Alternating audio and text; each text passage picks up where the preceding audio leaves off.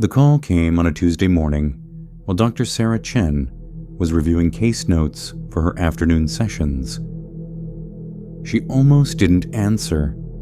The number was unfamiliar, and she had 3 patients scheduled before lunch. But something made her reach for the phone. Dr. Chen. This is Margaret Phillips from Phillips & Associates in Millbrook, Vermont. I'm calling regarding Eleanor Blackwood. Sarah set down her pen. Eleanor had been her patient for only 6 months before her death, 3 weeks ago. But those sessions had been among the most challenging of Sarah's 12-year career. The elderly woman had spoken in circles about family history and inherited guilt, never quite explaining the nightmares that brought her to therapy. I'm sorry for your loss, the lawyer continued. Ms. Blackwood spoke of you often. She's left you something in her will. I don't understand. We had a professional relationship, nothing more. Nevertheless, she's bequeathed you her family estate, the house and all its contents in Millbrook. She was quite specific that you should handle the transfer personally. Sarah stared out her office window at the Boston traffic below. There must be some mistake. No mistake. The will is very clear. Ms. Blackwood has no living relatives. She chose you as her heir. After hanging up, Sarah sat in the quiet of her office, remembering Eleanor's final session. The old woman had seemed agitated, pressing Sarah's hand with surprising strength as she spoke about facing the past. Some things can only be resolved by going home, she'd whispered. When the time comes, you'll understand. Sarah had dismissed it as the ramblings of a woman approaching death. Now she wondered if Eleanor had been trying to tell her something more. Her next patient was due in 20 minutes, but Sarah found herself pulling up Millbrook, Vermont, on her computer. The town was small, nestled in the Green Mountains, about 3 hours north. The images showed typical New England charm: covered bridges, white steepled churches, autumn maples. Nothing that explained why an elderly patient would leave her entire estate to her therapist. But as Sarah studied the photos, something stirred in her memory. Not quite recognition, more like the echo of a half-remembered dream. She'd never been to Vermont, had no connection to small mountain towns. Yet looking at those winding roads and mist-covered hills felt oddly familiar.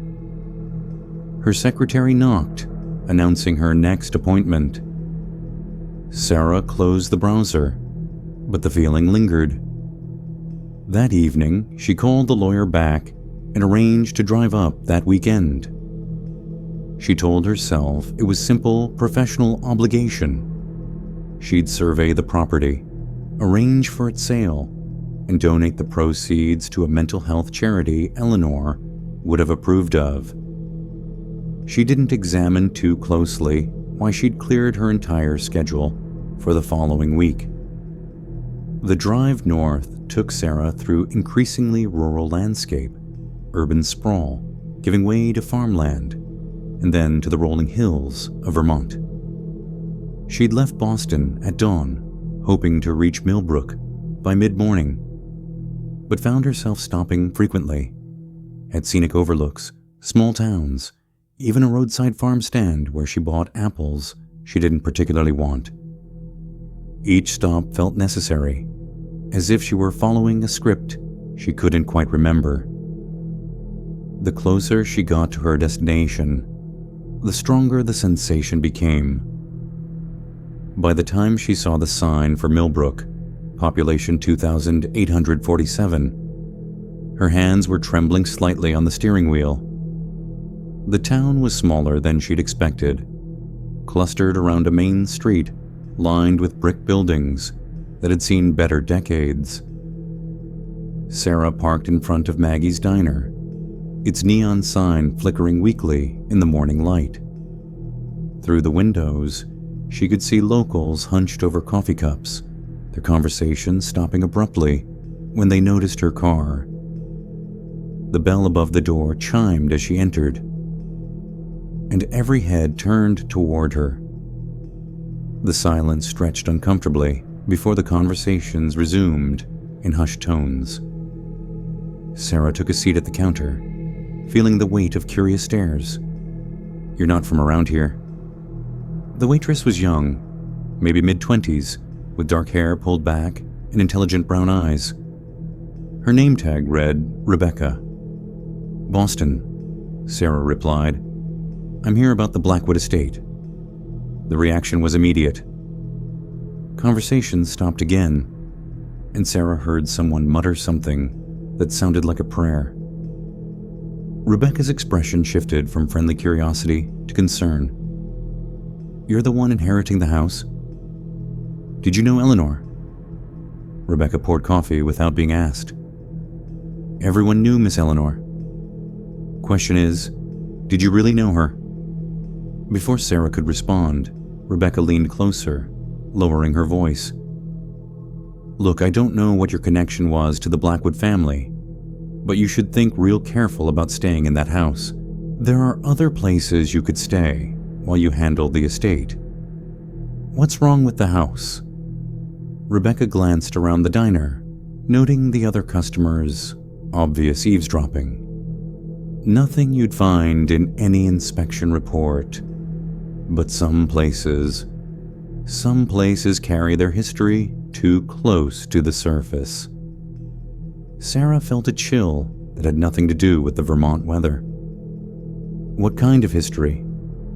"The kind better discussed somewhere more private." "Are you planning to head up there today?" "I have an appointment with the lawyer at noon. After that, if you want to know what you're really getting into, find me. I get off work at 6. Rebecca slid a piece of paper across the counter with an address written on it. "But do yourself a favor. Don't spend your first night in that house alone." The lawyer's office was in a converted Victorian house on a side street, its interior heavy with dark wood and the smell of old books. Margaret Phillips was a woman in her 60s with steel gray hair and kind eyes that held a hint of worry when she looked at Sarah. "I have to admit, Ms. Blackwood's bequest was unusual," she said, sliding papers across her desk. "In 40 years of practice, I've never seen someone leave their entire estate to a therapist they'd known for such a short time." "Did she say why?" "Only that you'd understand in time. She was very specific about the terms. The house and contents are yours outright. No restrictions. But she did leave this." Phillips handed Sarah a sealed envelope with her name written in Eleanor's shaky handwriting. Sarah's fingers hesitated over the envelope. Something about Eleanor's cramped script made her reluctant to open it, as if the words inside might change everything. She also left instructions about the key. Phillips continued, producing an ornate brass key from her desk drawer. She insisted I give this to you personally, along with her assurance that the house has been waiting for you. The key was heavier than it looked, its surface worn smooth by generations of hands. As Sarah's fingers closed around it, she felt that strange sense of familiarity again, stronger now, like coming home to a place she'd never been. The house is about 3 miles outside town, up Hollow Road. You can't miss it. It's the only structure on the property. Phillips paused. "Ms. Chen, I hope you don't mind me saying this, but Eleanor seemed troubled in her final weeks, more so than usual. If you have any concerns about the property, please don't hesitate to call." Sarah left the office with the deed, the key, and Eleanor's unopened letter burning like a coal in her purse. The October afternoon was bright and crisp. the kind of New England day that belonged on postcards. But as she drove out of town toward Hollow Road, the sunlight seemed to weaken, filtered through increasingly dense trees that crowded close to the narrow pavement. The Blackwood estate appeared suddenly around a bend, and Sarah pulled over, her breath catching in her throat. The house was a Gothic Revival Victorian, 3 stories of dark stone and weathered wood rising from an overgrown lawn. Turrets and gables created a jagged silhouette against the pale sky, while tall windows stared down like vacant eyes. Sarah sat in her car for long minutes, studying the house. It was exactly what she'd expected, and nothing like she'd imagined. The building seemed to pulse with a life of its own, shadows shifting across its facade, even though no clouds moved overhead. Every instinct told her to turn around, drive back to Boston, and handle the estate from a distance. Instead, she found herself getting out of the car and walking toward the front door, the brass key growing warm in her palm. Chapter 3. The House Remembers. The key turned in the lock with surprising ease, as if the mechanism had been recently oiled, despite the house standing empty for weeks. The door swung open silently, revealing a foyer dominated by a grand staircase that curved up into shadows. Late afternoon light filtered through tall windows, creating patterns on dust-covered furniture draped in white sheets. Sarah stepped inside, her footsteps echoing on worn hardwood floors. The air smelled of old wood, lavender, and something underneath she couldn't quite identify. Something that made her think of deep water and forgotten places. The house was larger than it appeared from outside, rooms opening into more rooms in a layout that seemed to shift when she wasn't looking directly. Each space was filled with the accumulated possessions of generations, furniture from different eras, portraits of stern-faced ancestors, shelves lined with books whose titles she couldn't make out in the dim light. In what must have been Eleanor's study, Sarah found the old woman's personal effects still arranged as if she might return at any moment. Reading glasses folded on an open book, a teacup with dried herbs clinging to its bottom, papers scattered across the desk in careful disorder. Sarah moved to the desk, drawn by what looked like a journal among the papers. As her fingers touched the leather binding, she felt a sudden chill, and for just a moment, she could have sworn she heard Eleanor's voice. "You came. I knew you would." She spun around, but the room was empty except for dust motes dancing in the failing light. Just the house settling, she told herself. Old buildings made noises. The journal fell open in her hands to a page dated just 2 weeks before Eleanor's death. The dreams are getting stronger. Last night I was 12 years old again, standing by the pond while she called my name. But it wasn't Margaret calling. It was Sarah. She's coming, just as I knew she would. The house has been patient, but its hunger grows. I've tried to warn her through our sessions. But how do you explain a truth that sounds like madness? She'll understand soon enough. The blood knows the blood, even when the mind forgets. Sarah's hands shook as she read.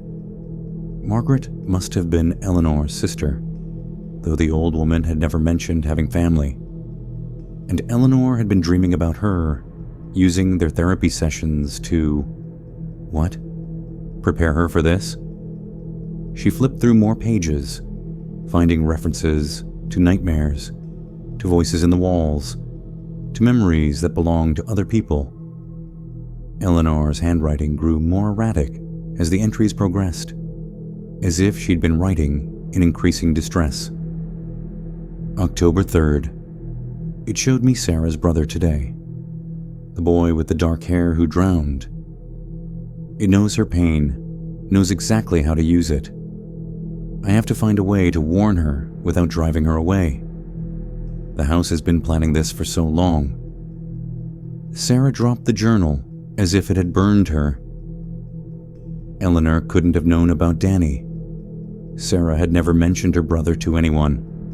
Not colleagues, not friends, certainly not patients. The few people who knew about the accident were 3,000 miles away in California, and none of them would have contacted Eleanor. But there it was in black ink, in Eleanor's careful script. Her brother's death, the guilt that had shaped every decision Sarah had made since she was 12 years old.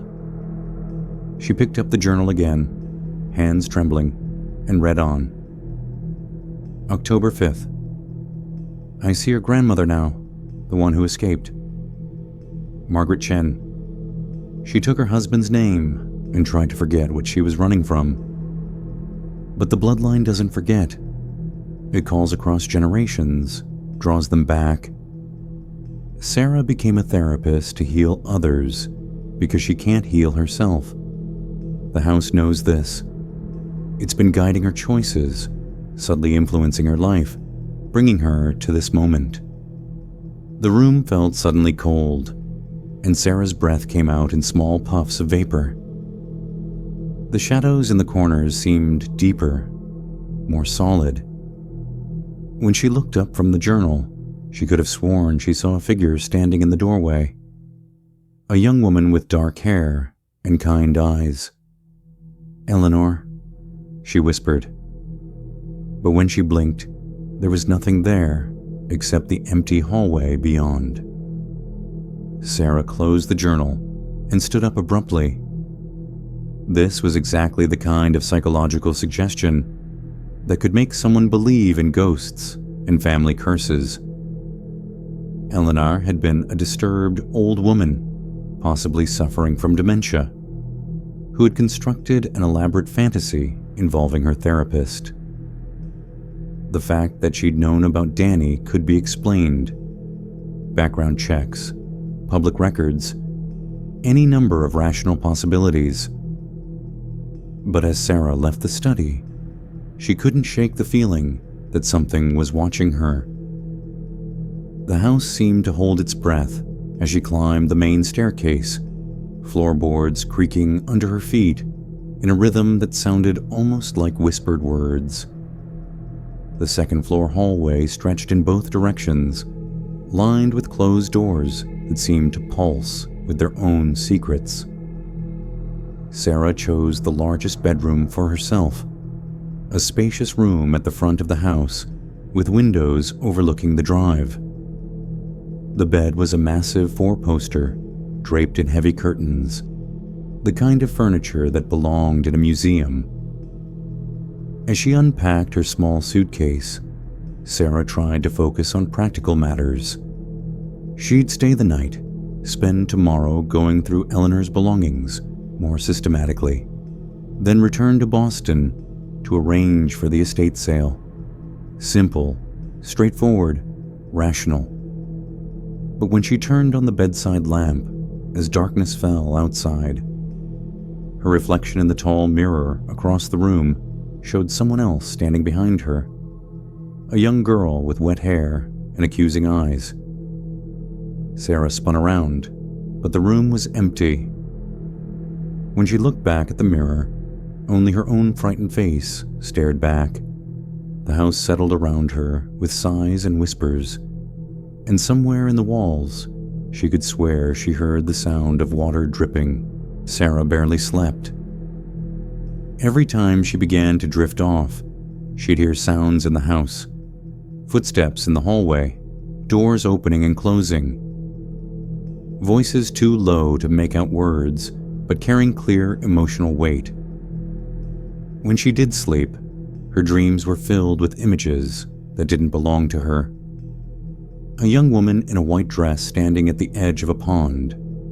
Children playing in rooms she'd never seen. Family dinners at a table set for people who cast no shadows.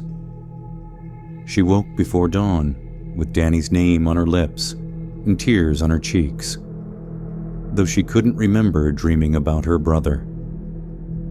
The sensation lingered as she dressed and went downstairs.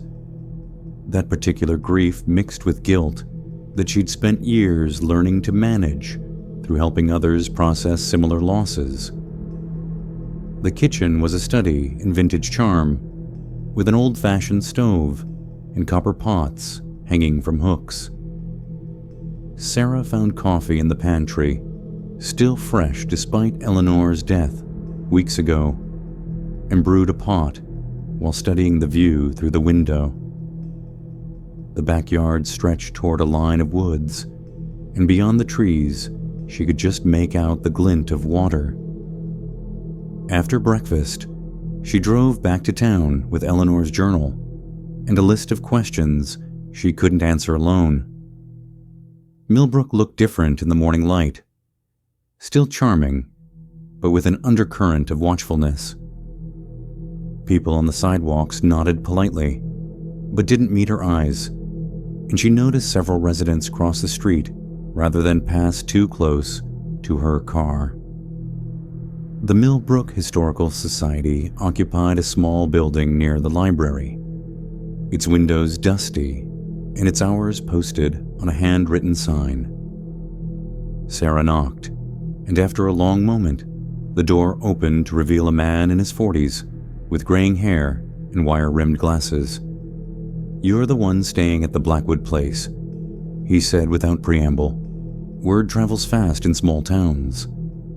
Some words travel faster than others. He stepped back to let her in. Thomas Wright. "I'm the local historian, among other things. I suppose you want to know about the family."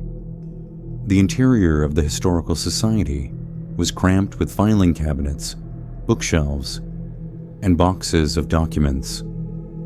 The walls were covered with photographs of Millbrook through the decades, and Sarah noticed several images of the Blackwood house in various stages of its existence. "How much did Eleanor tell you?" Thomas asked, settling behind a desk covered with papers. "Not much. We had a professional relationship." Sarah hesitated, but she left me her journal, and there are things in it that don't make sense. Such as... Sarah opened the journal to one of the more coherent entries. She writes about family members I don't think existed, events that sound more like folklore than history. She mentions someone named Margaret, supposedly her sister, but the lawyer said Eleanor had no living relatives. Thomas was quiet for a long moment, studying Sarah's face with an intensity that made her uncomfortable. Margaret was Eleanor's great-aunt, not her sister. She died in 1943 at the age of 12, drowned in the pond behind the house. The words hit Sarah like a physical blow. Drowned. It was ruled an accident, but... Thomas pulled a thick folder from his desk drawer.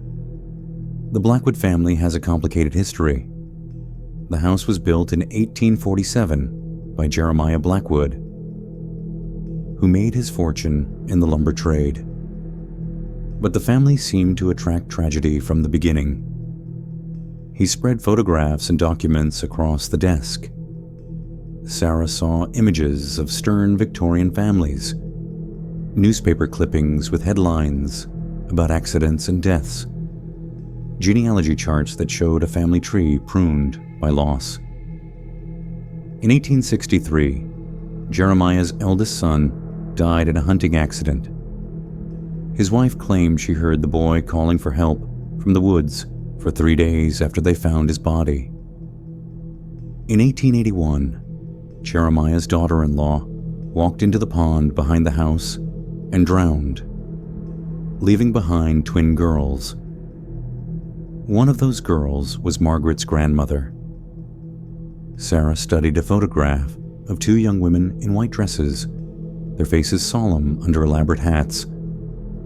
Something about their eyes reminded her of Eleanor, The pattern continued, Thomas said. Generation after generation, the Blackwood family lost members to accidents, suicides, mysterious illnesses. Always the youngest or most sensitive family members. Always in ways that left the survivors traumatized and guilty. That's tragic, but not supernatural, isn't it? Thomas pulled out a map of the property. The house sits on what the Abenaki people called Hungry Ground, a place where the boundary between worlds grows thin. They avoided building there, said the land fed on sorrow. Jeremiah Blackwood either didn't know or didn't care about the warnings. Sarah traced the property lines with her finger, noting how the house sat in a natural depression surrounded by hills. You're suggesting the land itself is somehow cursed? I'm suggesting that some places accumulate emotional energy the way others accumulate groundwater. Trauma has weight, Doctor. Chen. Grief has mass. Pour enough of both into one location over multiple generations, and they create their own gravity. Thomas opened another folder, this one containing modern documents. I've been researching the Blackwood family for 15 years, ever since I moved to Millbrook. What I found was a pattern of psychological manipulation that goes beyond simple family dysfunction. The house seems to know exactly how to escape each person's deepest fears and guilts. He showed her photocopied pages from other journals, other family members who had documented similar experiences to Eleanor's. Voices in the walls, memories that belonged to other people, dreams that felt more real than waking life. Eleanor wasn't the first to try warning someone away, Thomas said. Her grandfather kept journals too, documenting his attempts to protect his children from whatever lives in that house. But the pattern always continues. The house finds new sources of trauma to feed on. Sarah felt cold, despite the warmth of the small office. You're talking about it like it's alive. What if it is? Not alive in any biological sense, but aware. Hungry, patient. Thomas leaned forward. Doctor. Chen, why do you think Eleanor left you the house? What was your connection to her, really? Sarah started to give her standard explanation about professional relationships, but found herself saying instead, she knew about my brother. Tell me. And somehow, in this cramped office filled with the accumulated sorrows of a small town, Sarah found herself talking about Danny for the first time in years. The swimming hole behind their house in California, the way her brother had begged her to come with him that summer afternoon when she was 12 and too cool to play with a 9-year-old. How she'd found him floating face down an hour later. How the paramedics couldn't revive him. How her parents never said she was to blame, but never said she wasn't. Eleanor couldn't have known any of that, Sarah finished, her voice rough with emotion. But she wrote about it in her journal, like she'd been there. Thomas was quiet for a long time, studying the genealogy charts spread across his desk. Finally, he looked up at her with something like pity in his eyes. Dr. Chen, have you ever researched your own family history? Your grandmother's maiden name, specifically. She died when I was young. My mother didn't talk much about that side of the family. Thomas turned one of the genealogy charts toward her, pointing to a branch that showed a Margaret Blackwood who had left Millbrook in 1943, shortly after her younger sister's drowning.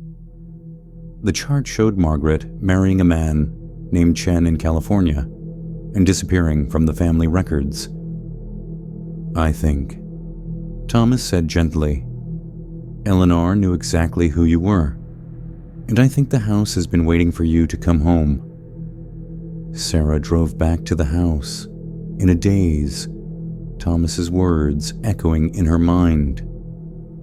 The genealogy chart sat on the passenger seat beside her, a photocopied piece of paper that rewrote everything she thought she knew about herself. Margaret Blackwood, age 12 when her sister drowned.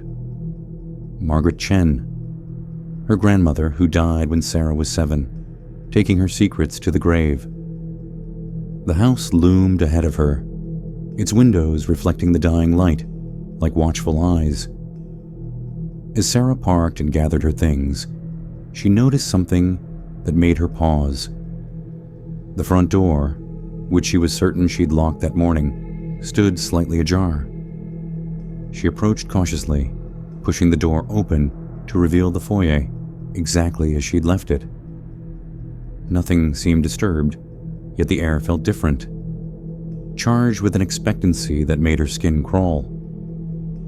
As she closed the door behind her, she heard it. A sound like water dripping somewhere deep in the house. Sarah followed the sound through the first floor, checking each room methodically. The kitchen was empty, all faucets turned off. The parlor showed no signs of leaks, nor did the library or dining room. But the sound continued, a steady drip, drip, drip that seemed to come from everywhere and nowhere. In Eleanor's study, she found the journal where she'd left it, but opened to a different page. Sarah was certain she'd closed it the night before, yet there it was, displaying an entry she hadn't seen. She's learning the truth now. Thomas has shown her the connections, but she doesn't understand yet how deep they go. The house has been patient, waiting 3 generations for Margaret's bloodline to return. Sarah feels the pull. I can see it in her sessions, the way she looks past me sometimes, as if listening to voices I can't hear. The water remembers everything. Soon she'll hear it too. Sarah's hands trembled as she read. The entry was dated 2 days before Eleanor's death, written in the same shaky handwriting, but with an urgency that seemed to vibrate off the page. She flipped through more entries, finding references to dreams where Eleanor saw Sarah as a child, standing by the same pond where Margaret had drowned. October 10th. The house showed me more tonight. Sarah by the water, but not our pond. Somewhere in California. A boy with dark hair calling her name. She couldn't save him then, just as Margaret couldn't save her sister. The pattern repeats, but with variations. The house learns from each generation, refines its techniques. Sarah slammed the journal shut, but the words had already burned themselves into her memory. She paced the study, trying to rationalize what she was reading. But rational explanations felt increasingly thin. Eleanor couldn't have known about the swimming hole behind Sarah's childhood home. Couldn't have known that Danny had called her name as he went under. Unless...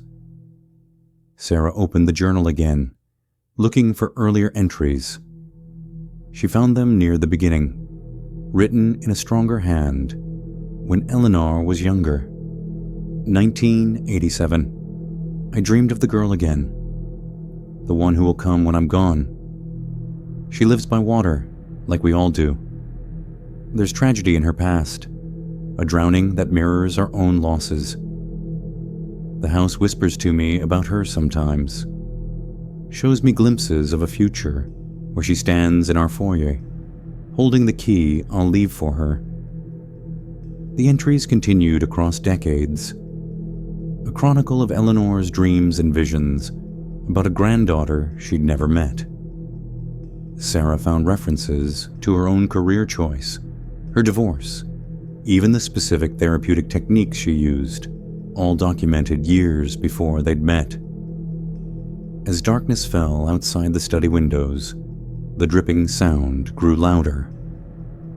Sarah realized it was coming from upstairs, and reluctantly climbed the main staircase to investigate.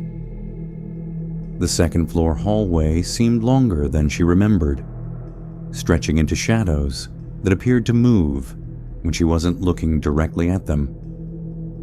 The sound led her to a door at the end of the hall, one she hadn't opened the night before. The brass doorknob was ice cold under her palm, and when she turned it, the door opened onto a child's bedroom, frozen in time. The room belonged to a little girl, with a canopy bed draped in white lace and dolls arranged on shelves along the walls. But everything was wrong.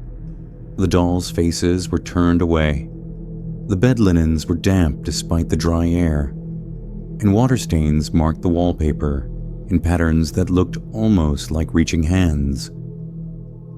In the center of the room stood a small wooden rocking chair, moving back and forth with no one in it.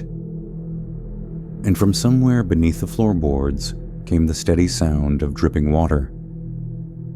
Sarah backed out of the room and closed the door, but she could still hear the rocking chair's rhythmic creaking through the wood. She retreated to her own bedroom, but sleep was impossible. Every time she closed her eyes, she saw Danny's face under the water, heard Eleanor's voice whispering about patterns and bloodlines and hungry ground. At 3 a.m, she gave up trying to sleep and went downstairs to make coffee. The kitchen felt different in the darkness, larger somehow, with shadows that seemed to extend beyond the reach of her flashlight. As she waited for the coffee to brew, she heard new sounds. Footsteps in the rooms above, doors opening and closing, and underneath it all, the persistent drip of water. But when she turned on the kitchen light, she found the floor beneath the sink was dry. The sounds continued, growing louder, until it seemed like the entire house was full of people moving through rooms she couldn't see. Sarah grabbed her coffee and Eleanor's journal and fled to the front porch, where the October air was cold but blessedly real. She sat on the wooden steps, wrapped in a blanket, and watched the sun rise over the mountains, while the house settled into silence behind her. In the growing light, she opened the journal to the last entry Eleanor had written. She's almost here now. I can feel her getting closer, pulled by the same forces that brought me back to this house again and again when I tried to leave. I've spent my life as a guardian, trying to weaken the house's hold, but I was never strong enough to break the pattern entirely. Sarah is different. She has the training to understand what's happening to her, the tools to fight back. But she also has the deepest connection to this place through blood and shared trauma. The house has been preparing for her specifically, learning from every generation of our family to craft the perfect trap. If she reads this, she needs to know the house doesn't just feed on pain. It creates it, orchestrates it across generations. Every tragedy in our family was engineered to produce exactly the right kind of suffering. Her brother's death wasn't random. The house has been reaching across the country for decades, influencing events to create the trauma that would eventually bring her here. She can break the pattern, but only by facing the truth about what this place is and what it wants. The water remembers everything, and until she stops running from her own guilt, she'll never be free of its pull. Sarah set the journal aside and watched the sunrise paint the mountains gold. Around her, the house waited with infinite patience, as it had waited for 3 generations for Margaret Blackwood's granddaughter to come home. Sarah spent the morning on the porch, unwilling to go back inside until daylight had fully banished the shadows. When she finally entered the house, it felt different, expectant, like a held breath The sounds of the night had stopped, but their absence was somehow more unsettling than their presence had been. She made herself breakfast and sat at Eleanor's kitchen table, studying the genealogy chart Thomas had given her. The connections were undeniable. Margaret Blackwood, born 1931, survived by older sister Eleanor after drowning in 1943. Margaret's subsequent marriage to James Chen and relocation to California. Sarah's mother, born in 1952, who had always been vague about her family history. Grandmother never talked about Vermont, her mother had said the few times Sarah asked. She always seemed sad when she mentioned her childhood, so we learned not to bring it up. Now Sarah understood why. Margaret had fled this place, carrying the trauma of her sister's death and the weight of whatever had driven her to leave her surviving family behind. But the house had been patient, waiting for the bloodline to return through Sarah. She was still sitting at the table when the memories began. At first, it was just a flicker, a glimpse of the kitchen as it had been decades earlier, with different curtains and a wood-burning stove instead of the modern appliance. Sarah blinked, and the vision was gone, but the sense of displacement lingered. Then it happened again, stronger this time. She saw a young woman in a 1940s dress standing at the sink, her dark hair pinned back as she washed dishes. The woman turned, and Sarah recognized her own features, refined by time and circumstance. This was Margaret, her grandmother, as a young woman. "Eleanor's upstairs again," Margaret said to someone Sarah couldn't see. "She's been talking to herself all morning, saying someone's coming to visit. Mother thinks she's developing an imagination, but..." The woman's voice faded as the vision dissolved. Sarah gripped the edge of the table, her heart racing. The memory had felt completely real, down to the smell of lavender soap and the sound of water in the sink. But it wasn't her memory. It couldn't be. She was experiencing something that had happened decades before her birth. She stood up quickly, needing air and space, but the movement triggered another vision. This time she was in the front parlor, looking through the eyes of a child. Small hands pressed against the window glass as a young girl in a white dress walked toward the pond behind the house. "Don't go, Maggie," the child's voice whispered. Eleanor's voice, young and frightened. "The water's too cold today." But Margaret didn't hear, or didn't listen. She walked into the trees, and Eleanor watched from the window until her sister disappeared from view. Hours later, Eleanor was still at the window when the adults came running from the pond, carrying Margaret's limp form. Sarah came back to herself on the parlor floor, tears streaming down her face. The grief she felt wasn't her own. It belonged to a 6-year-old Eleanor, watching her sister's body being carried into the house, understanding that Margaret was gone forever. The visions continued throughout the day, each one more vivid than the last. Sarah experienced Eleanor's childhood in fragments. The funeral where the adults whispered about accidents and blame. The nights Eleanor crept into Margaret's empty bed.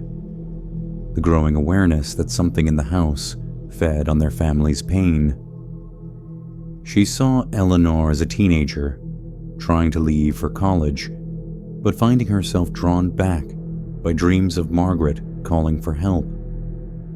She witnessed Eleanor's brief marriage to a man who couldn't understand why she refused to move away from Millbrook. Their divorce, when he finally gave up trying to compete with ghosts. Most disturbing were the visions of Eleanor's later years, alone in the house with only her memories and the growing certainty that Margaret's bloodline would eventually return. Sarah saw Eleanor tracking down Margaret's descendants, learning about Sarah's career and personal life through careful research and intuition. "She'll come when she's ready," Eleanor had written in letters she never sent. "The house has been patient, but it knows her pain. It knows exactly how to use what happened to her brother." As afternoon turned to evening, Sarah found herself in Eleanor's study, reading the journal while the visions continued to wash over her. She was beginning to understand the pattern Eleanor had documented. The house didn't just feed on existing trauma, it cultivated it across generations, orchestrating events to produce exactly the right kind of suffering. Margaret's drowning hadn't been an accident. Eleanor's isolation hadn't been simply grief, and Sarah's brother's death. The realization hit her like a physical blow. In the visions, she'd seen Eleanor's research into her family, including newspaper clippings about Danny's drowning, medical records Eleanor had somehow obtained, even photographs of the swimming hole behind Sarah's childhood home. But Eleanor had collected these materials in the 1990s, years before Danny's death in 2003. The house had been planning her brother's death before it happened, using Eleanor's connection to orchestrate a tragedy that would create the exact type of trauma needed to eventually draw Sarah to Millbrook. Danny hadn't drowned because Sarah hadn't been there to save him. He drowned because the house needed her to carry that specific guilt for the next 20 years. Sarah dropped the journal, her hands shaking with rage and horror. Everything she'd built her life around, her career helping trauma survivors, her carefully constructed emotional walls, her avoidance of deep relationships, all of it had been shaped by a tragedy the house had engineered to bring her home. But as the anger surged through her, something else rose with it.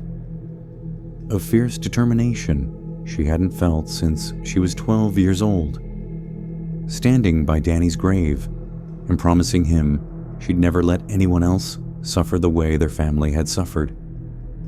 The house wanted her trauma, fed on her guilt. But Sarah was no longer the frightened child who had watched her brother drown. She was a trained psychologist who understood how trauma worked, how it could be used and manipulated, and ultimately overcome. For the first time since arriving in Millbrook, Sarah Chen felt ready to fight back.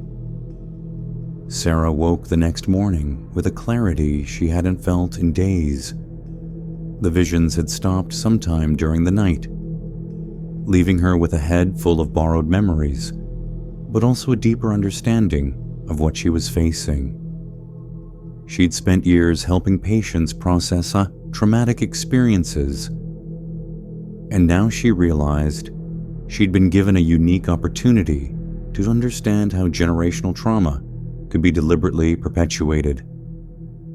She dressed quickly and drove back to town, Eleanor's journal tucked under her arm. She needed allies, and she had a feeling Thomas Wright knew more than he'd revealed in their first meeting. The Historical Society was closed, but Sarah found Thomas at the library, hunched over a table covered with old newspapers and genealogy charts. He looked up when she approached, unsurprised to see her. "The house started showing you things," he said without preamble. "How did you know?" "Because it's happened before. Every generation, someone in the Blackwood family tries to document what's happening to them. They all describe the same phenomenon: memories that aren't their own, visions of past events, gradual understanding of the house's true nature." Thomas gestured to the materials spread across the table. I've been collecting their accounts for years." Sarah sat down across from him, studying photocopied pages from various journals and letters. The handwriting varied, but the content was remarkably consistent. Descriptions of supernatural experiences, growing awareness of being manipulated, desperate attempts to warn future family members. They all tried to fight back. Thomas continued. Eleanor's grandfather tried to have the house demolished in the 1920s, but the workers kept having accidents.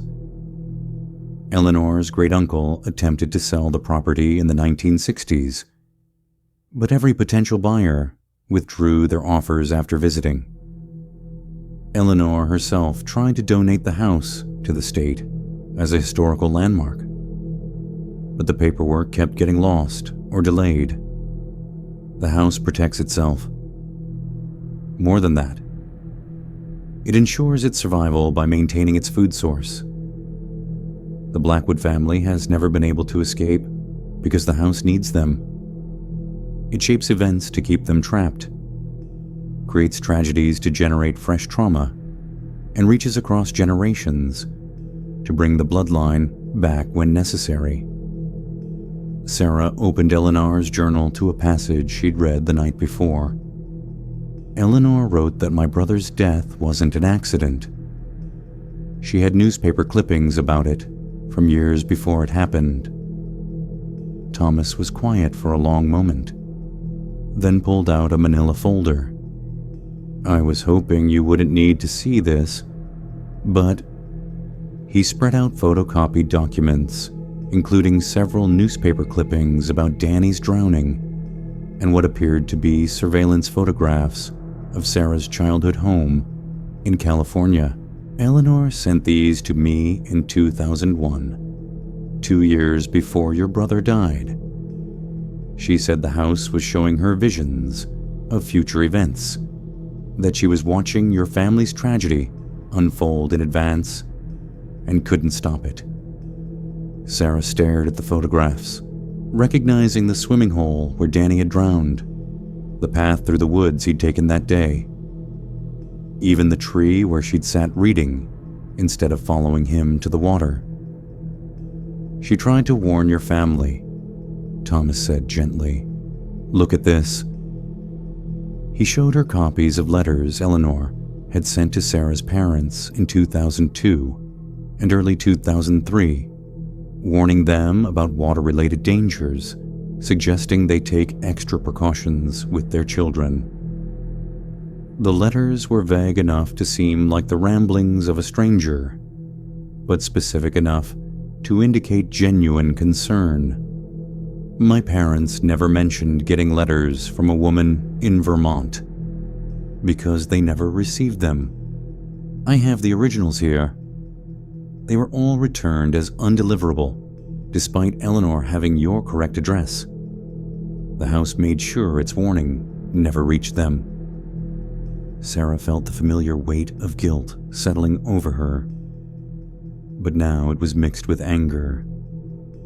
The house had orchestrated Danny's death not just to traumatize her, but to ensure that trauma would eventually bring her to Millbrook. Every therapy degree she'd earned, every patient she'd helped, every professional choice she'd made had been influenced by grief the house had deliberately created. "There's more," Thomas said, opening another folder. "Eleanor wasn't the only one trying to protect you. Your grandmother Margaret left her own warnings." He showed her a collection of letters dated between 1965 and 1989, all addressed to Sarah's mother, but never sent. Margaret had written about nightmares of returning to Vermont, about dreams where she saw her granddaughter standing in the same pond where she'd nearly drowned. "She knew you would eventually be called back," Thomas explained. "She tried to prepare your mother, to give her family tools to resist the house's influence, but she never had the courage to send the letters. The guilt of surviving when her sister didn't make her feel like she didn't deserve to protect her descendants. Sarah read through Margaret's words, recognizing the same writing style Eleanor had inherited. Careful, precise, desperately trying to communicate an impossible truth. March 15th, 1987. I dreamed of her again last night. Sarah, though I don't know yet that will be her name. She's standing by water, just like Eleanor and I used to do. But in the dream, the water is wrong.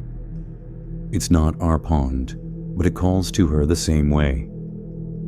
I wake up knowing something terrible is going to happen, but I don't know how to prevent it from here. October 3rd, 1989. She'll be born soon, the granddaughter who carries our blood back to that place. I should warn Helen, should tell her never to let the child near water alone. But how do I explain about the house without sounding insane? How do I tell my daughter that her grandmother's childhood home is hungry for our family's pain? Sarah looked up from the letters to find Thomas watching her with sympathetic eyes.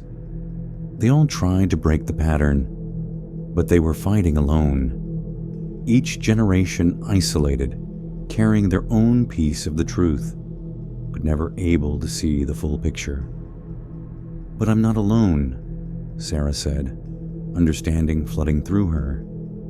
"I have Eleanor's complete documentation, your research, and Rebecca," Thomas finished. "She's been waiting for you too, in her own way."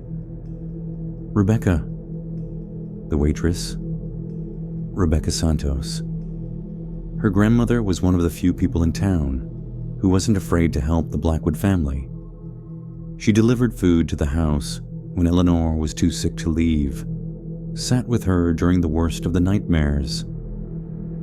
When Elena Santos died 3 years ago, she left Rebecca with very specific instructions about what to do when someone new came to claim the house. Thomas pulled out his phone and scrolled through his contacts. Rebecca's grandmother was part of a tradition in this town. Families who remember the old warnings about the hungry ground, who've been watching and waiting for generations. They can't fight the house directly, but they can help those who can. As he dialed Rebecca's number, Sarah felt something shift inside her chest. For the first time since arriving in Millbrook, she didn't feel like she was facing this alone. The house had counted on isolating her, on making her believe she was the only one who could see the truth. But it had underestimated the network of people who had been working across generations to gather the tools necessary to fight back. "Rebecca," Thomas said into the phone. "She's ready to know the rest of it. Yes, bring everything your grandmother left. The diner closes at 6. Perfect. We'll meet you at the house after dark." He hung up and looked at Sarah with something like hope in his eyes. "Tonight, you're going to learn how to break a curse that's been building for over a century. But I have to warn you, the house won't give up easily. It's been waiting too long to let you go without a fight." Sarah spent the afternoon preparing for the evening's confrontation, but found herself increasingly distracted by memories that weren't quite her own. The house seemed to sense her growing resistance and responded by intensifying its psychological pressure. Every room she entered triggered visions of past tragedies, and the sound of dripping water followed her no matter where she went. As sunset approached, she was in Eleanor's study when the house played its strongest card yet. She was reading through more of Eleanor's documentation when the temperature in the room suddenly dropped. The papers on the desk began to flutter as if stirred by an unfelt wind, and Sarah heard a sound that stopped her heart. Danny's voice, calling her name the way he had that summer afternoon 20 years ago. "Sarah, Sarah, come swimming with me." She turned toward the voice and saw him standing in the doorway. Not as he'd been when he died, but as he would have been now if he'd lived. A young man in his 20s with their father's dark hair and their mother's gentle eyes, wearing swim trunks and carrying a towel. "I've been waiting for you," Danny said, his voice exactly as she remembered, but deeper. Aged by years, he'd never lived. "I knew you'd come back to the water eventually." Sarah's rational mind screamed that this was another manipulation, another vision designed to break her resolve. But the emotional impact was devastating. This was her brother, whole and alive, looking at her with the same affection he'd always shown despite their age difference. "I'm not real," Danny said, reading her expression. "But I'm not just the house's creation either. I'm what you've carried with you all these years. The memory of who I was, shaped by your guilt into something that hurts you." He stepped into the room, and Sarah could smell the chlorine from the community pool, where they'd taken swimming lessons. Could see the small scar on his knee from a bicycle accident when he was 7. "The house is very good at using our guilt against us," Danny continued. "It showed me how you blame yourself for not being there.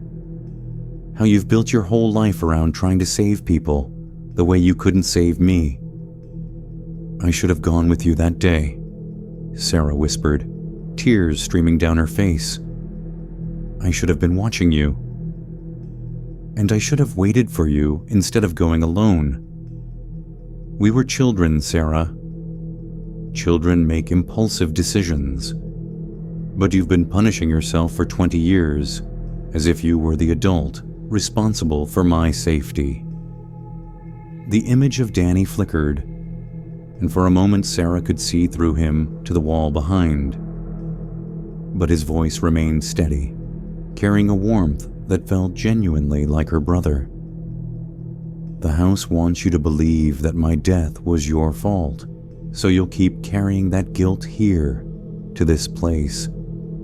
But what if I told you the truth about that day?" Sarah found herself leaning forward, despite knowing this was likely another manipulation. "What truth?" "I didn't slip and fall into the water. I was pulled in by something that shouldn't have been there. A current in a pond that had never had currents before. Water that was suddenly too deep for a place where we'd played safely dozens of times." Danny's expression grew serious. "The house reached across the country to claim me, Sarah. It needed you to feel responsible, so you'd eventually come here carrying exactly the right kind of trauma." The room around them began to shift and change, walls dissolving to reveal the swimming hole behind their childhood home. Sarah could see herself at 12, sitting under a tree with a book, while Danny called to her from the water's edge. "Watch," Danny said, and the scene played out with terrible clarity. Sarah saw her younger self look up from her book, consider joining Danny, then shake her head and return to reading. She watched Danny shrug and wade into the water alone, laughing as he always did when he swam. But this time, Sarah could see what she'd missed that day. The way the water around Danny began to move wrong, creating a vortex that hadn't been there moments before. She watched her brother's expression change from joy to confusion to fear as he realized he was being pulled under by something that defied the pond's natural currents. She heard him call her name, not in invitation, but in panic. Saw him struggle against forces that were impossible in 3 feet of still water. "You couldn't have saved me even if you'd been there," Danny said gently. The house would have found another way, another time. My death was never about your choices.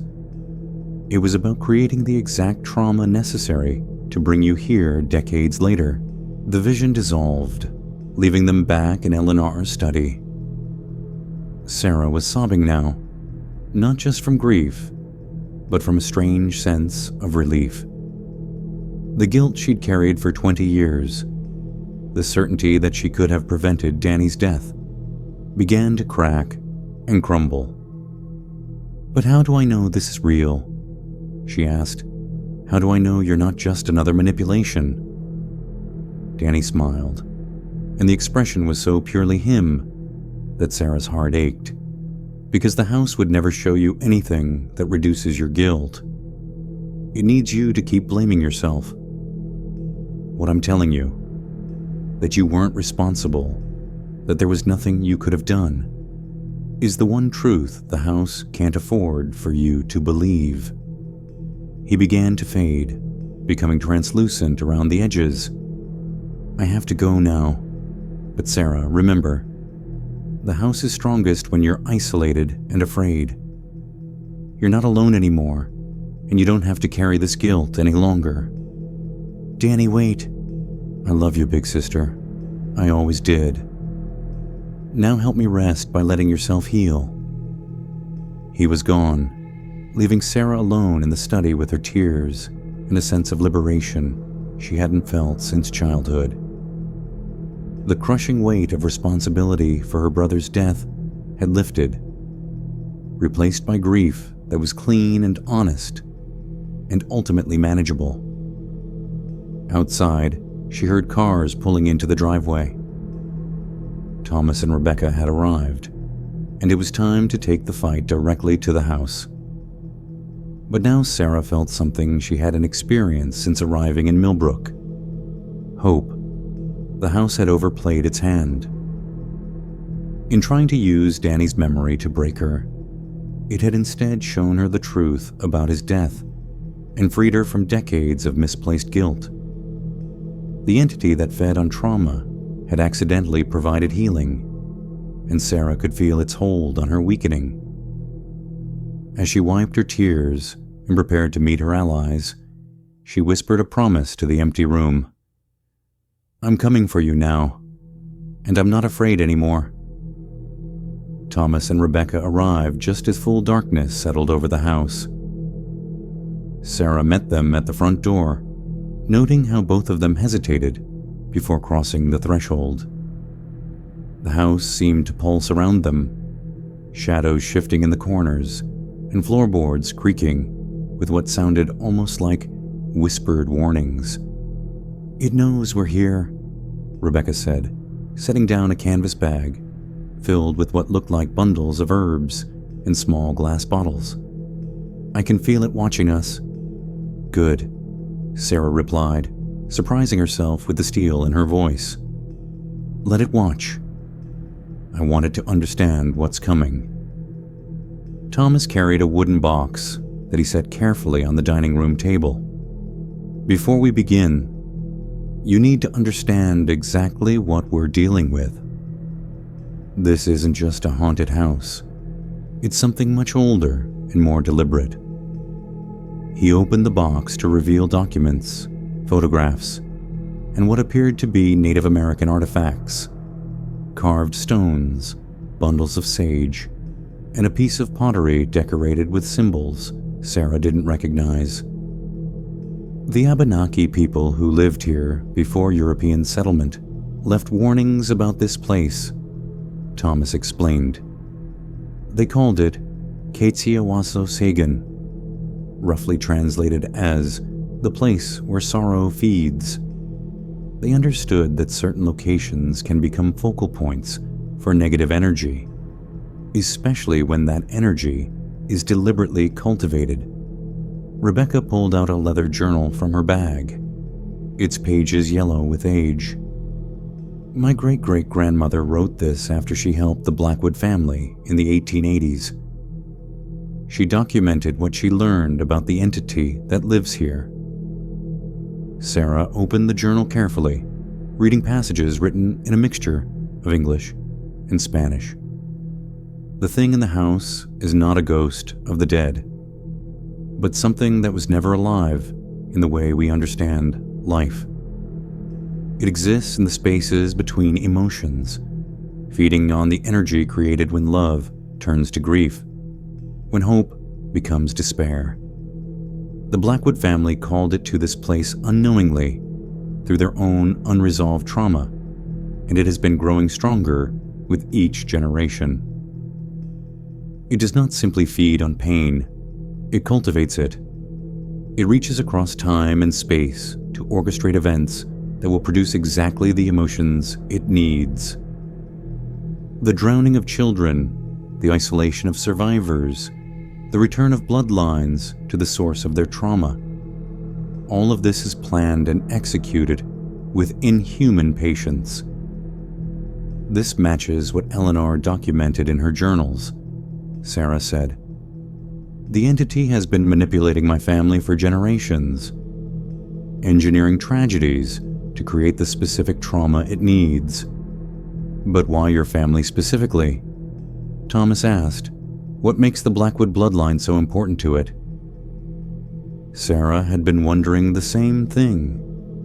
But now, reading the old journal by lamplight in the house, where it all began, she began to understand. It's not about our blood. It's about our choices. Margaret survived when her sister drowned, and that survival created a specific type of guilt.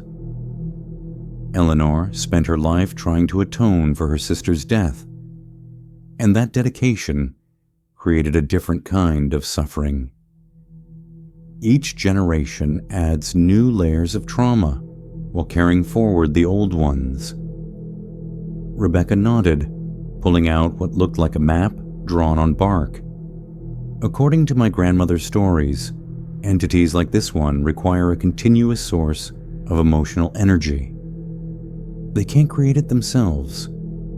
They can only manipulate circumstances to make others create it.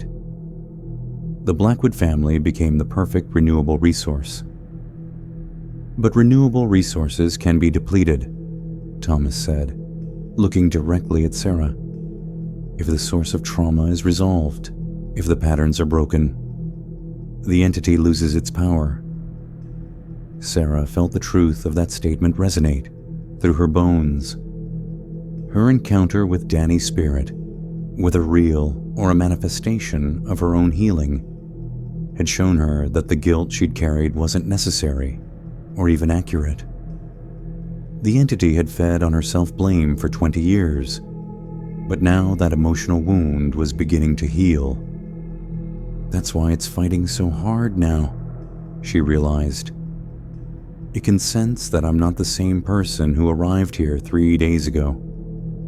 The trauma it's been counting on is dissolving, which means it's going to get desperate, Rebecca warned, desperate enough to abandon subtlety and attack directly. As if summoned by her words, the temperature in the room plummeted.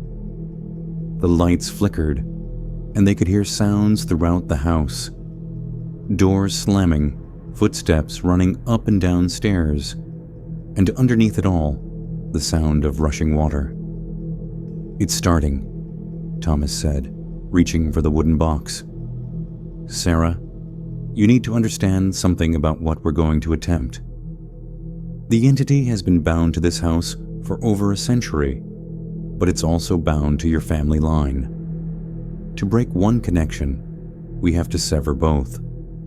What does that mean? Rebecca was already lighting bundles of sage, filling the room with purifying smoke. It means you have to formally renounce your connection to this place and everyone who died here. You have to release your ancestors from the obligation to feed this thing's hunger. The sounds in the house grew louder, and Sarah could see shadows moving in the hallway beyond the dining room. But she also felt something else, a presence that wasn't hostile. Eleanor's spirit seemed to be near, offering support and guidance. I need to go to the source. Sarah said suddenly, understanding flooding through her. "The pond behind the house, where Margaret drowned.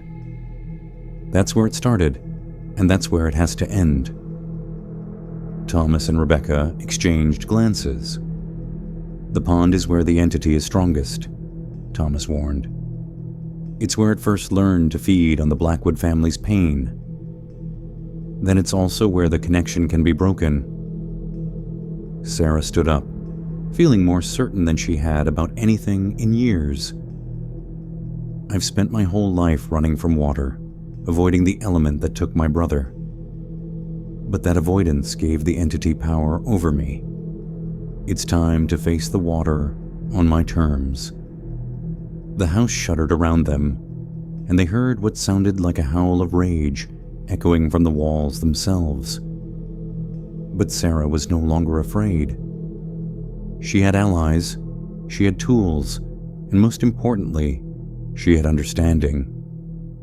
The entity had counted on her arriving at the house broken and isolated, carrying decades of unresolved trauma. Instead, she was here with support, knowledge, and a growing sense of her own power. "Let's end this," she said, picking up Eleanor's journal and heading toward the back door. It's time the Blackwood family was free. The path to the pond led through overgrown gardens and into a grove of ancient trees whose branches seemed to reach toward them with gnarled fingers. Sarah led the way, Eleanor's journal clutched in one hand and a flashlight in the other, while Thomas and Rebecca followed with their supplies and protective herbs. The sounds from the house grew fainter as they walked deeper into the woods, but the sense of being watched intensified. The entity's presence felt different out here, older, more primal, as if they were approaching its original source rather than just another manifestation. "There," Rebecca whispered, pointing ahead. The pond appeared suddenly, a perfect circle of black water surrounded by stones that looked deliberately arranged. In the moonlight, the water was so still it seemed like polished obsidian, reflecting nothing despite the clear sky above. "This isn't natural," Thomas said, studying the shoreline. "Look at the edges. Too perfect, too geometric. Someone shaped this place." Sarah approached the water's edge and immediately felt the temperature drop even further. Her breath came out in visible puffs, and ice began to form at the margins of the pond, despite the October warmth they'd left behind in the house. Jeremiah Blackwood built his house on this spot because the pond was already here, she realized, Eleanor's memories providing context. But he didn't create it. This place was significant long before the Blackwoods arrived. As if responding to her words, the water began to move. Not ripples or waves, but a slow, deliberate swirling that started at the center and spiraled outward. The movement revealed glimpses of the pond's depths, far deeper than should have been possible for a natural water feature in these hills. And then the entity showed itself. It rose from the water not as a single form, but as a shifting amalgamation of faces and voices. All the Blackwood family members who had died in connections to this place. Sarah saw Margaret as a child, her face pale and accusing. Eleanor appeared as she had been in life, then as the young woman she'd never had the chance to become. Other faces surfaced and submerged. Jeremiah Blackwood's son, who had died in the hunting accident. The daughter-in-law, who had walked into this same water in 1881. Generations of family members whose lives had been cut short to feed the entity's hunger. But underneath all the borrowed faces was something else, something ancient and alien that wore human features like masks it could discard at will. "You came," the entity spoke, its voice a chorus of all the dead Blackwoods, speaking in unison. just as I knew you would, just as I planned for you to do. Sarah felt the familiar pull of guilt and grief, but now she recognized it for what it was, a manipulation designed to weaken her resolve. "I know what you are," she said, surprised by the steadiness of her own voice. "You're a parasite that feeds on emotional trauma. You've been orchestrating tragedies in my family for over a century." The entity laughed, and the sound was like water rushing over stones. "Orchestrating? I merely guide events toward their natural conclusions. Humans create their own suffering. I simply ensure it serves a purpose. You killed my brother. Your brother chose to swim alone in dangerous water. I merely ensured that his choice would have the maximum impact on your psychological development." The entity's form shifted, and for a moment Sarah saw Danny's face among the others, but twisted and wrong. His death created exactly the trauma necessary to bring you here, carrying decades of guilt and self-blame. Thomas stepped forward, holding one of the carved stones from his collection. The Abenaki warnings were right. This place was corrupted long before the Blackwoods arrived. You're not native to this world. You're something that slipped through from somewhere else, and you've been feeding here ever since. The entity turned its attention to Thomas, and the temperature dropped even further. The indigenous people understood the necessity of sacrifice. They fed me willingly, offering their own pain to keep me contained. But then the Europeans came with their guilt and their God, creating so much more delicious suffering. Rebecca was circling the pond's edge, placing protective herbs at specific points. "My great-great-grandmother wrote that you could be banished, but only if the source of your power was severed completely." "Clever girl," the entity hissed, "but you don't understand the depth of the connection. Sarah isn't just another Blackwood descendant. She's the culmination of everything I've been working toward. Her trauma is the deepest, her guilt the most refined. She was shaped specifically to be my perfect host." The water began to rise, defying gravity as it reached towards Sarah, like grasping hands. She stepped back, but the entity's voice followed her. "You think you can simply reject me? I am part of you now, woven into every choice you've made since childhood. Your career, your relationships, your fear of commitment, all of it shaped by the guilt I cultivated in you. I am the voice that tells you you're responsible for everyone's pain, the whisper that says you must save others to atone for failing your brother." Sarah felt the truth in those words, recognized how her life had been shaped by the need to heal others as a way of healing herself. But she also understood something the entity had missed. "You're right that you shaped me," she said, opening Eleanor's journal to the last entry. "But you made a mistake. You taught me how trauma works, how it can be manipulated and used. You gave me the tools to understand what you were doing." She began to read aloud from Eleanor's final words. "The house doesn't just feed on pain. It creates it, orchestrates it across generations. Every tragedy in our family was engineered to produce exactly the right kind of suffering." As she read, the water began to churn more violently, and the entity's form became less stable. "You cannot break what has been built over lifetimes," it snarled. "The pattern is too strong, the connection's too deep, but patterns can be interrupted." Sarah continued reading. "She can break the pattern, but only by facing the truth about what this place is and what it wants. The water remembers everything, and until she stops running from her own guilt, she'll never be free of its pull." The entity rose higher from the water, its borrowed faces contorting with rage. You think understanding gives you power. I have fed on your family's pain for generations. I know every fear, every weakness, every lie you've told us about ourselves. Sarah interrupted, closing the journal with a snap. You told Margaret she was responsible for her sister's death.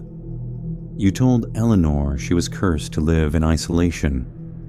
You told me I was responsible for Danny's drowning. But none of it was true. She stepped closer to the water's edge, and for the first time since arriving in Millbrook, she felt no fear of the element that had taken her brother. Danny's death wasn't my fault. Margaret's drowning wasn't Eleanor's responsibility. We were children making children's choices, and you manipulated natural tragedies to create unnatural guilt. Sarah's voice grew stronger with each word. But I'm not a child anymore, and I refuse to carry guilt that was never mine to bear. The entity's form began to fragment, faces appearing and disappearing, as if it was losing its ability to maintain cohesion. You cannot. The connection is blood deep, generations of feeding. Generations of lies, Sarah said firmly, and lies lose their power when they're exposed to truth. Thomas and Rebecca had completed their circle around the pond, and Rebecca was now chanting in Spanish, while Thomas spoke words in what sounded like Abenaki. The protective herbs they'd placed began to smoke without fire, creating a barrier of purifying energy around the water. But Sarah knew the real work was hers to do. The entity had been bound to her family through trauma and guilt, and only she could sever that connection completely. I renounce the guilt you've made us carry, she said, her voice carrying across the water with surprising power. I release my ancestors from the obligation to feed your hunger. I reject the trauma you've manufactured and the isolation you've imposed. The entity let out a sound like screaming wind, and the water began to recede back into the pond. You cannot live without the guilt. It defines you. Your entire purpose, your career, your identity, all of it built on the need to atone. Then I'll build a new identity, Sarah replied. One based on healing instead of guilt, on connection instead of isolation, on truth instead of the lies you fed my family for generations. The entity's form was dissolving now, the borrowed faces of the dead Blackwoods fading back into the dark water. But as it lost cohesion, it made one last desperate attempt to maintain its hold. Your brother calls to you, it whispered, and Danny's voice echoed across the water. Sarah, help me. I'm drowning. I'm still drowning. For a moment, Sarah wavered. The voice was so real, so perfectly Danny, as he had been in life. But then she remembered her encounter with Danny's spirit in the house, the way he had helped her understand the truth about his death. My brother is at peace, she said quietly, and so am I. The entity's scream shattered the night as it collapsed back into the water, taking with it the faces of all the Blackwood dead who had been trapped in its web of manufactured trauma. The pond became still and ordinary, reflecting the moon and stars, like any natural body of water. In the sudden silence, Sarah felt something she hadn't experienced since childhood. Complete freedom from the weight of inherited guilt. The walk back to the house felt different, as if they were traveling through a landscape that had been fundamentally altered. The oppressive weight that had hung over the property since Sarah's arrival was gone, replaced by something that felt almost like relief, as if the land itself was finally able to breathe freely. It's over, Rebecca said as they reached the back porch, but her voice carried a note of uncertainty. "The entity is gone," Thomas agreed, "but there's still work to do." Breaking the connection was only the first step. Sarah understood what he meant. The house still stood, still contained decades of accumulated trauma within its walls. The entity might have been banished, but the emotional residue it had left behind needed to be cleared before the healing could be complete. They entered through the kitchen, and immediately Sarah noticed the difference. The house felt empty in a way it hadn't before. Not ominously vacant, but simply uninhabited. The shadows no longer seemed to move with purpose, and the persistent sound of dripping water had finally stopped. "We need to cleanse each room," Rebecca explained, unpacking more herbs and what appeared to be small mirrors from her bag. "My grandmother's instructions were very specific about this part. The entity might be gone, but trauma leaves marks on places just like it does on people." They moved through the house systematically, starting with the rooms where Sarah had experienced the most intense visions. In Eleanor's study, Thomas helped her gather all the family journals and documents, while Rebecca burned sage and placed small mirrors in the corners to reflect negative energy back on itself. "What will happen to all this?" Sarah asked, gesturing to the accumulated history of the Blackwood family. "That's up to you," Thomas replied. "These documents represent the truth about what happened here. They could help other families who might be facing similar supernatural manipulation." Sarah thought about that as they moved to the parlor, where she'd first seen Margaret through the eyes of a child. The idea of using her family's suffering to help others felt right in a way that simply burying the evidence didn't. "I want to preserve it," she decided. "Not as a memorial to trauma, but as a record of survival.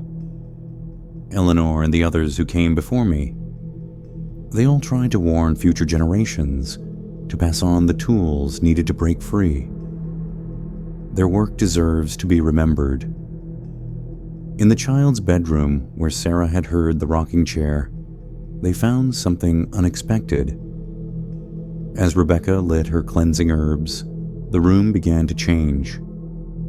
The water stains on the wallpaper faded, the dolls turned to face forward instead of away, and the rocking chair settled into stillness. It was Margaret's room, Sarah realized, touching the small bed with its white lace canopy. She died so young, but her spirit was trapped here, forced to relive her death over and over. "Not anymore," Rebecca said softly. "Can you feel it? She's free now. They all are." Sarah could feel it, a sense of peace settling over the room, as if a long-held breath had finally been released. The child who had drowned in 1943 was no longer trapped by guilt and trauma, no longer forced to serve as fuel for an entity that fed on pain. The most challenging room was the master bedroom where Sarah had slept, where she'd first seen Danny's reflection in the mirror. But when they entered, they found Eleanor waiting for them. Not as a vision or a supernatural manifestation, but as a presence Sarah could sense rather than see. Warm, grateful, and finally at peace. "Thank you." Eleanor's voice whispered through the room, so faint it might have been wind through the curtains. "You did what I never could. You freed us all." Sarah felt tears on her cheeks, but they were tears of release rather than grief. "Thank you for leaving me the tools I needed. The journal, the house, even the inheritance itself. You gave me everything necessary to understand and fight back." "The pattern is broken," Eleanor's voice replied, already fading. "The Blackwood legacy is no longer one of tragedy. You can build something new from here." As the presence faded completely, Sarah felt the last of her inherited guilt slip away. She was no longer the last link in a chain of trauma stretching back generations. She was the first link in something entirely new. They finished the cleansing just as dawn began to break over the mountains. The house felt clean and empty, ready for whatever future Sarah chose to give it. "So what now?" Thomas asked as they sat on the front porch, exhausted but satisfied. Sarah looked out over the property, the overgrown gardens, the woods where the pond lay still and harmless, the house that had sheltered both terrible suffering and ultimate healing. "Now I decide what to do with a house that's no longer haunted," she said. "I could sell it, tear it down, or, Rebecca prompted. Sarah smiled, an idea taking shape in her mind. "Or I could turn it into something that helps people heal instead of creating trauma. A retreat center, maybe, for trauma survivors. A place where people can come to process difficult experiences with proper support and understanding." Thomas leaned back in his chair, considering the idea. "The Blackwood Center for Trauma Recovery. I like it. It would be a fitting way to honor what your family endured while creating something positive from it. And I know someone who could help run it," Sarah added, looking at Rebecca. "Someone with natural intuition about healing and a family tradition of helping others." Rebecca blushed, but looked pleased. "I'd like that. This town could use more reasons for people to visit for positive experiences, instead of just avoiding the place where bad things happened." As the sun rose fully over Millbrook, painting the mountains gold and warming the porch where they sat, Sarah felt something she hadn't experienced in 20 years. Complete peace with the choices she'd made, and excitement about the choices still to come. The Blackwood family curse was broken, but the Blackwood legacy was just beginning. 6 months later, Sarah stood in the renovated parlor of what was now officially the Blackwood Center for Trauma Recovery, watching the final touches being put on the meeting space where she would soon welcome her first group of participants.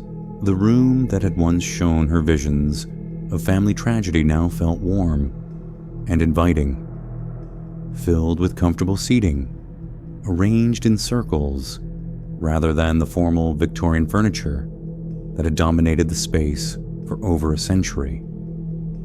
The transformation of the house had been remarkable, but not easy. Every renovation decision had required careful consideration of the building's history, while ensuring it could serve its new purpose effectively. Sarah had kept Eleanor's study largely intact as a research library, housing the family documents alongside modern resources on trauma therapy. The dining room had become a group meeting space, and the upper floors had been converted into private offices and overnight accommodations for participants who traveled from distant locations. Thomas had been invaluable during the renovation, helping to document the house's transition from a place of suffering to a place of healing. His historical expertise had ensured that the building's architectural integrity was preserved while making it functional for its new purpose.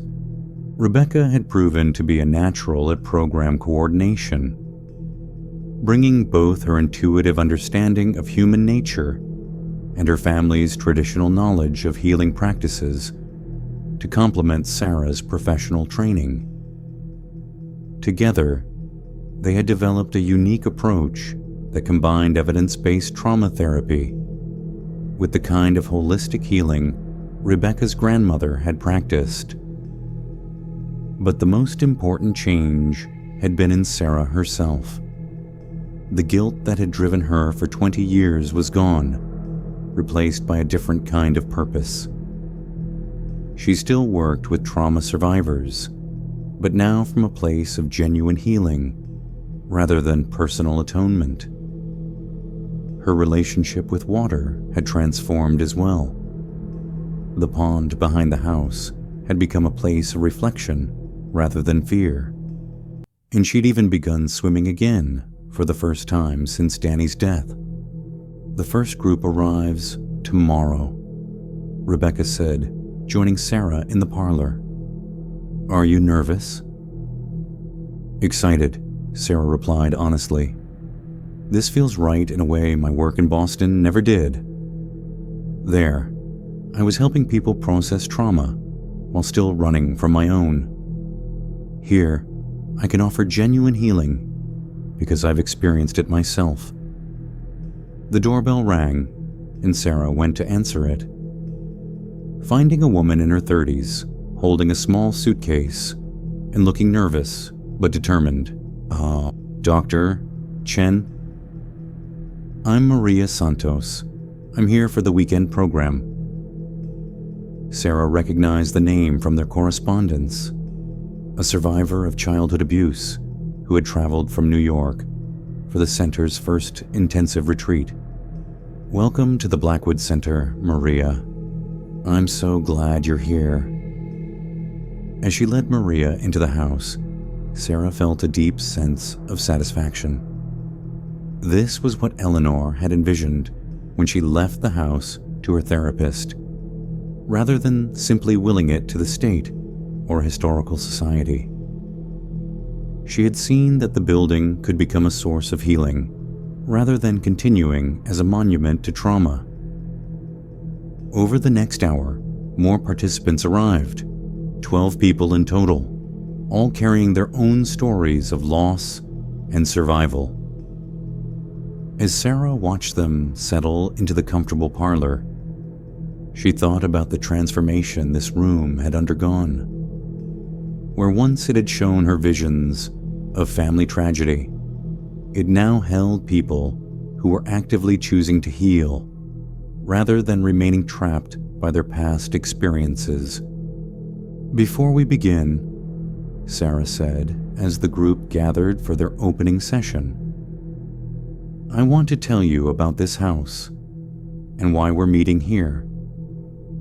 She shared the story of the Blackwood family, not the supernatural elements, which would have been inappropriate in a therapeutic setting, but the documented history of generational trauma and the patterns of guilt and isolation that had affected her family for over a century.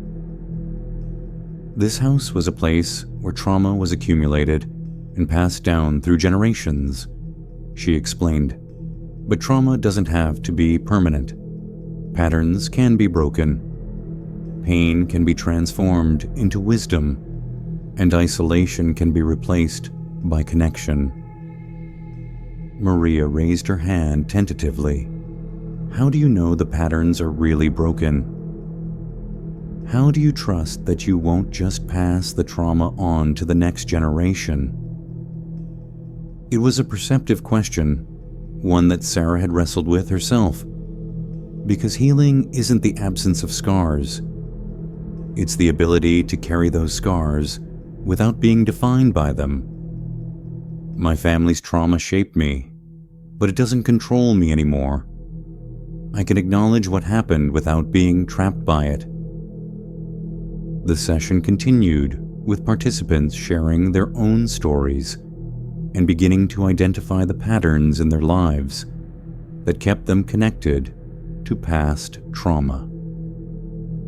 Sarah found herself drawing on Eleanor's documentation as much as her formal training, using the insights gained from her family's century-long struggle to help others understand how trauma could be transmitted and transformed. That evening, as the participants settled into their rooms and the house grew quiet, Sarah walked out to the pond behind the property. In the moonlight, the water was peaceful and still, reflecting the stars without any of the ominous energy it had once carried. Thomas and Rebecca joined her, as they often did for these evening reflections. "Any regrets?" Thomas asked, studying the water where they had banished the entity 6 months earlier. "None," Sarah replied firmly. "This is what the house was meant to become. A place where people can safely confront their past and choose their future." "Eleanor would be proud," Rebecca added. She spent her whole life trying to protect others from what this place had become. Now it's actively helping people heal. As they walked back to the house, Sarah noticed something that made her smile. Light glowed warmly from the windows. Not the cold, unwelcoming illumination the building had shown when she first arrived, but the warm yellow glow of a place where people felt safe and supported. The Blackwood Center's first weekend program was a success, with participants leaving on Sunday evening visibly changed by their experience. Many signed up for follow-up sessions, and word began to spread about the unique healing environment Sarah and her team had created. But the most meaningful moment came 3 months later, when Sarah received a letter from Maria Santos. "Dr. Chen, asterisk. I wanted to update you on how I've been doing since the retreat. For the first time in my life, I've been able to talk to my daughter about our family history, without passing on the shame and fear that dominated my childhood. I told her about the abuse I experienced, but I also told her about the healing I found at your center. She said something that made me cry. Mom, you're not just a survivor anymore. You're someone who helps other people survive too. Asterisk. I think that's what you gave me at the Blackwood Center. Not just tools for my own healing, but the understanding that my experiences can be used to help others, rather than just being sources of pain. Thank you for breaking the cycle." Sarah kept the letter in Eleanor's old desk, alongside the family journals and Thomas's research. It represented something new, not a record of suffering, but evidence of transformation. A year after opening the center, Sarah stood once again in the parlor where her journey had begun. But this time she wasn't alone with visions of the past. The room was filled with graduates of their programs, people who had come to the Blackwood Center carrying trauma and left with tools for healing. When I inherited this house, Sarah told the gathered group, I thought I was just settling an estate. I didn't understand that I was actually inheriting an opportunity, the chance to transform generational trauma into generational healing. She looked around the room at faces that showed the marks of hard-won peace, people who had chosen to face their pain rather than being controlled by it. The Blackwood family legacy used to be one of tragedy and isolation. But all of you have helped create a new legacy, one of connection, healing, and hope. You've proven that no matter how deep the wounds, no matter how long the patterns have persisted, transformation is always possible. As the evening ended and people began to leave, Sarah walked through the house one final time. Noting how completely it had been transformed, every room now served healing rather than harboring pain. Every corner held light instead of shadows. In Eleanor's study, now the research library, she paused before the portrait of Margaret Blackwood that she'd hung above the desk. The young girl who had drowned in 1943 no longer looked tragic. Instead, her expression seemed peaceful, as if she finally understood that her death had not been in vain. "Thank you," Sarah whispered to the portrait. "Thank you for showing me that even the deepest trauma can be transformed into something that serves life instead of death." Outside her window, the pond reflected the stars, no longer a source of fear, but a reminder that even the darkest waters could become clear when they were no longer fed by artificial currents of guilt and shame. The Blackwood Center for Trauma Recovery continued to grow, serving people from across the country who came seeking the kind of healing that could only happen when someone who had experienced genuine transformation guided others through their own journey from survival to thriving. And Sarah Chen, granddaughter of Margaret Blackwood, great-great-niece of Eleanor, heir to a century of trauma, but also to the strength that had enabled her family to endure and ultimately overcome, slept peacefully in the house where her ancestors had suffered, surrounded by the quiet contentment of work that served something larger than herself. The curse was broken, the pattern was healed, and from the ashes of generational trauma, something beautiful had been born. Epilogue: New Foundations. 5 years after inheriting the Blackwood estate, Dr. Sarah Chen stood on the front porch of the center, watching the morning mist lift from the mountains that surrounded Millbrook. The house behind her hummed with quiet activity. Participants in their current retreat program were having breakfast in the renovated dining room, while staff members prepared for the day's sessions. The transformation of both the property and the town had exceeded her wildest expectations. What had begun as a small trauma recovery center had grown into a recognized leader in healing-centered approaches to generational trauma. Researchers from universities across the country came to study their methods, while participants traveled from around the world to experience the unique combination of professional therapy and holistic healing practices that had become the center's signature approach. Millbrook itself had been revitalized by the center's presence. The once quiet town now hosted conferences on trauma recovery, supported a growing number of healing practitioners and artists, and had become known as a place where people came to transform their relationship with difficult experiences. Property values had risen, young families were moving in, and the diner where Sarah had first met Rebecca now served visitors from dozens of states and several countries. Thomas had become the center's research director, documenting not just the Blackwood family history, but the stories of all their participants who chose to share their journeys. His work had contributed to a growing understanding of how trauma could be inherited across generations and, more importantly, how healing could be inherited as well. Rebecca had proven to be gifted at program development, creating workshops that integrated traditional healing practices with modern therapeutic techniques.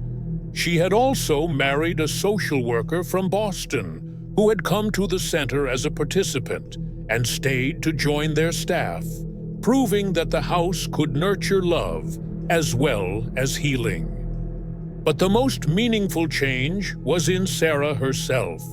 The woman who had arrived in Millbrook 5 years earlier, carrying 20 years of guilt and isolation, had been replaced by someone who understood that her greatest wounds could become her greatest strengths when properly transformed. She had written a book about her experience, Breaking Generational Patterns, a therapist's journey from trauma to healing, which had become required reading in many psychology programs. But more importantly, she had learned to live with joy, rather than just managing pain. Her relationship with water had been completely healed. She swam regularly in the pond behind the center, which had become a place of meditation and reflection for many participants. She had even taken up surfing during visits to her family in California, finally able to enjoy the ocean without fear. The legal transfer of the property had been completed 3 years earlier, with the Blackwood Center becoming a nonprofit organization dedicated to trauma recovery and research. Sarah remained as director, but the center now belonged to the community it served, rather than to any individual family. On this particular morning, Sarah was expecting a special visitor, Dr. Jennifer Martinez, a trauma specialist from Phoenix, who had been following the center's work and wanted to establish a similar program in Arizona. As Dr. Martinez's car pulled into the driveway, Sarah felt the familiar sense of satisfaction that came from knowing their work was expanding to help even more people. But she also felt something else, a deep gratitude for the journey that had brought her to this place.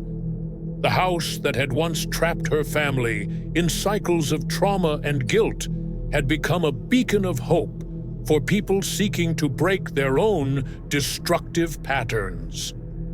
The pond where Margaret Blackwood had drowned in 1943 was now a place where people came to make peace with water and with their own capacity for healing.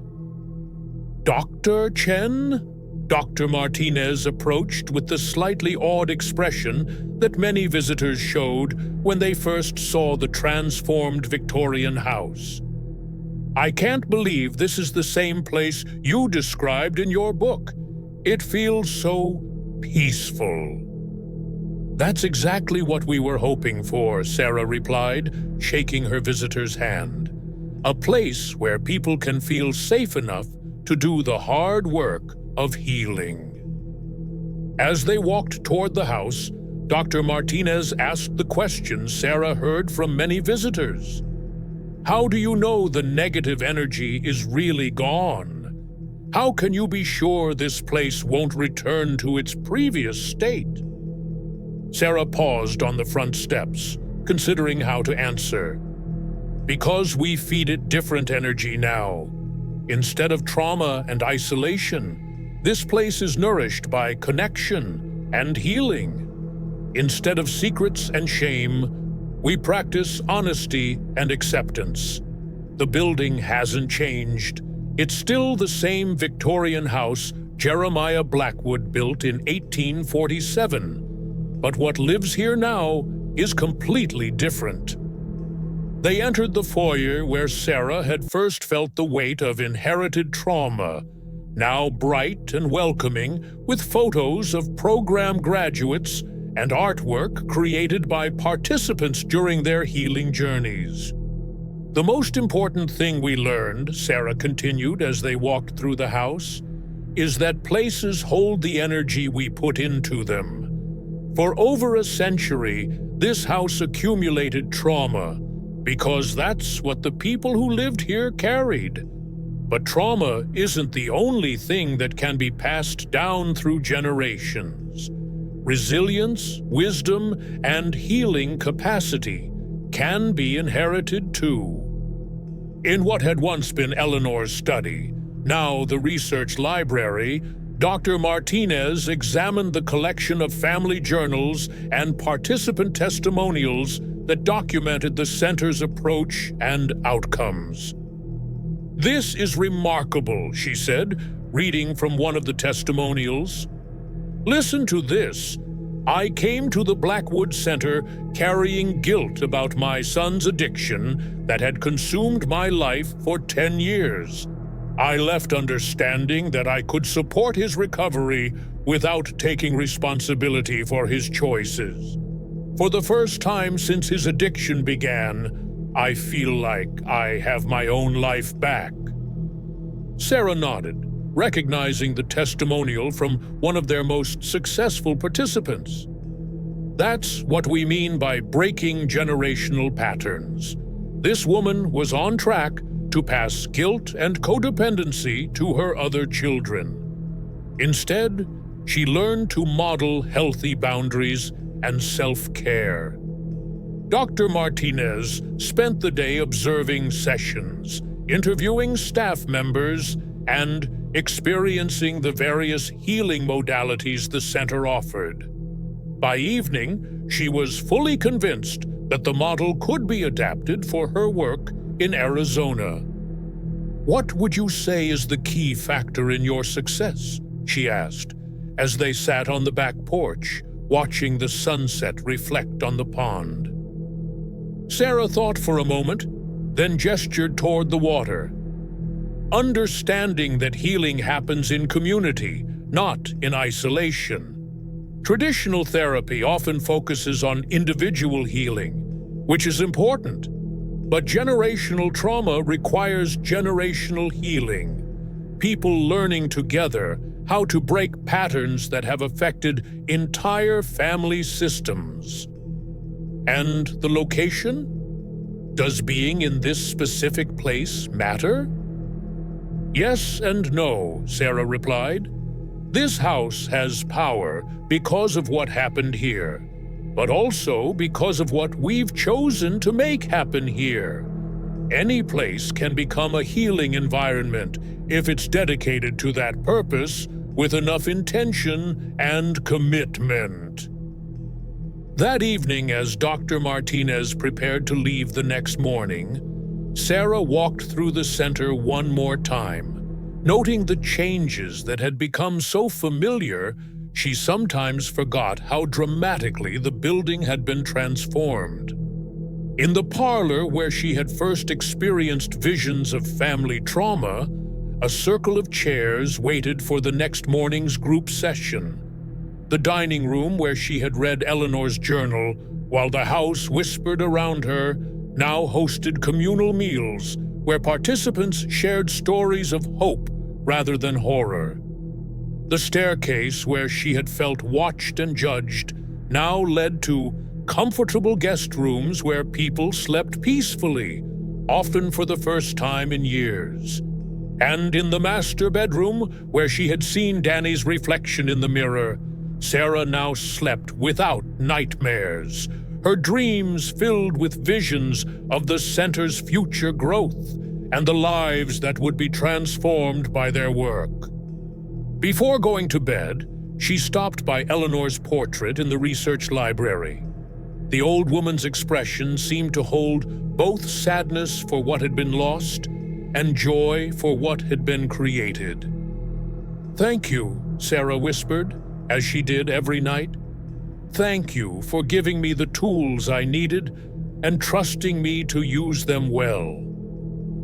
In the morning, she would say goodbye to Dr. Martinez and welcome a new group of participants continuing the work that had become her life's calling. But tonight, she simply stood in the quiet house and marveled at the journey that had brought her from inherited trauma to chosen healing. The Blackwood Center for Trauma Recovery was more than a program or a place. It was proof that even the deepest wounds could be transformed into sources of strength, that generational curses could become generational blessings, and that the places that had harbored our greatest pain could become the foundations for our greatest healing. Outside, the Vermont mountains stood sentinel over the valley, as they had for thousands of years. But the small house nestled among the hills was no longer a place where trauma came to feed and grow. It had become something entirely new, a sanctuary where people learned that their capacity for healing was always greater than their capacity for suffering.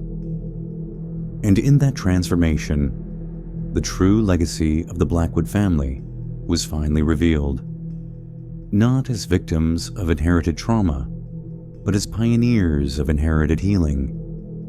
showing others that no matter how deep the patterns, no matter how long the suffering, redemption was always possible for those brave enough to face their pain and choose something better. The house slept peacefully, its rooms filled with the dreams of people learning to hope again, its walls holding the energy of transformation rather than trauma, its future bright with the promise of all the lives that would be touched by the healing that had finally found its home in Millbrook, Vermont.